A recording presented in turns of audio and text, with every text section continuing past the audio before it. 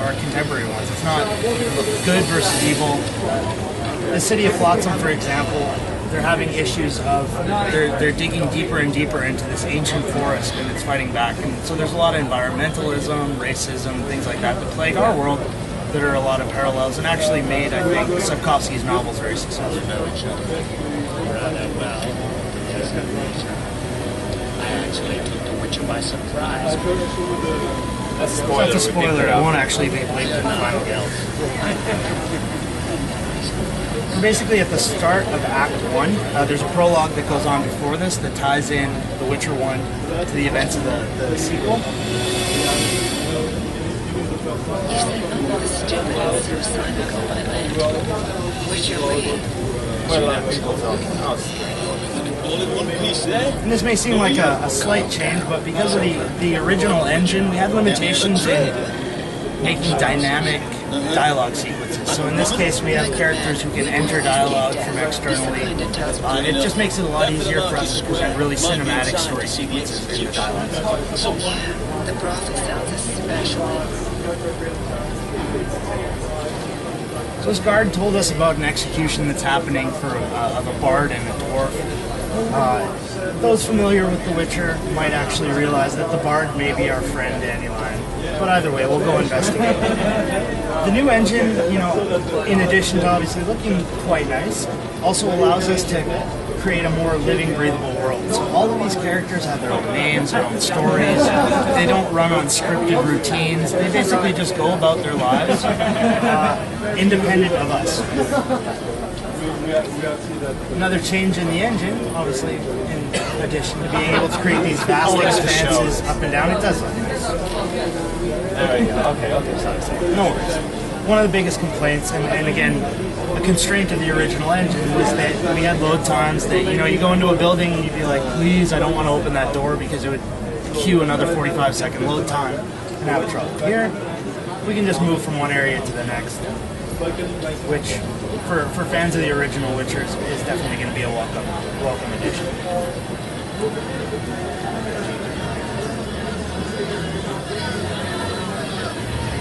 Sure enough, it's our good friend Dandelion who's asked we've saved more than once through the books, through the games.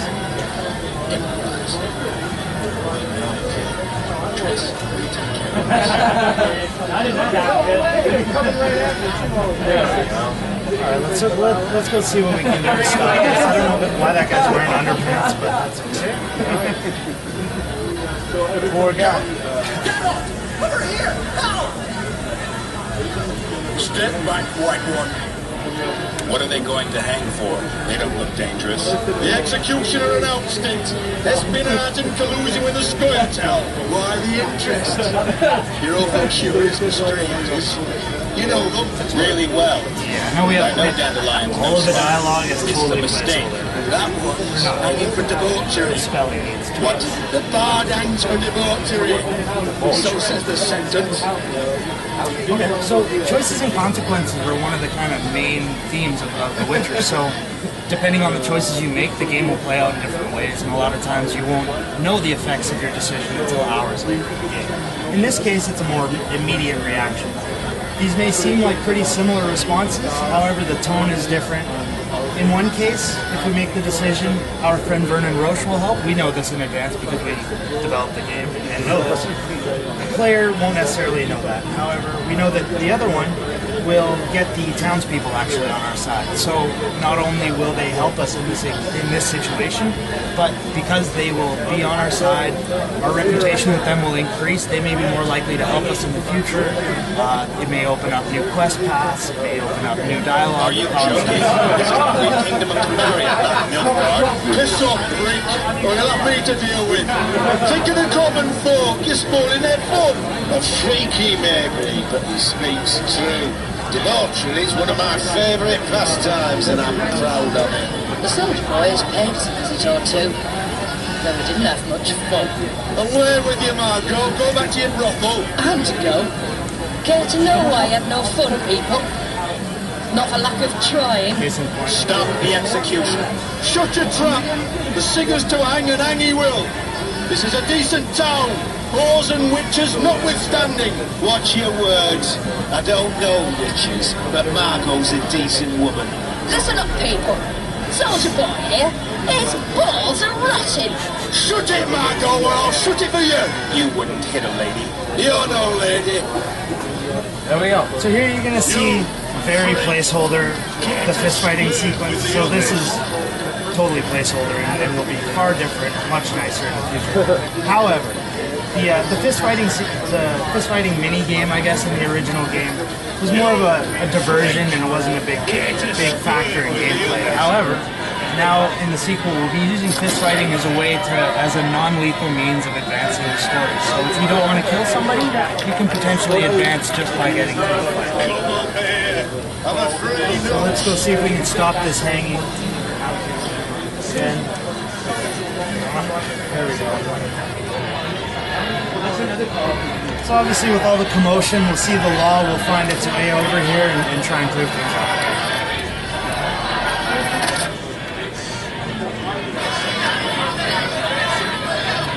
What's going on here?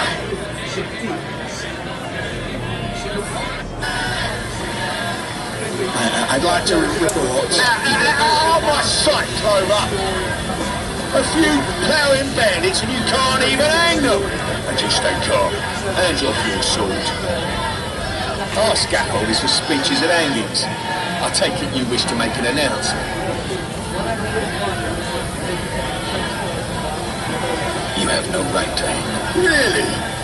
Interesting, because I'm the Lord, Floss. I take issue with that.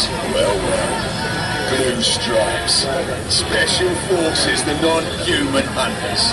As a non-human suspected of collaborating with the Scoia'tael, Zoltan Chive falls under my jurisdiction. And down the line, what's he accused of? He burned down a watchtower. What's your jurisdiction, sir? I thought so. Is that true? Tough guard. I'd rather give you a thief. Relax. I'm joking. I hate thieves. We could put on another show. Bloody and serious this time, mind you. We can come to an understanding. Meaning?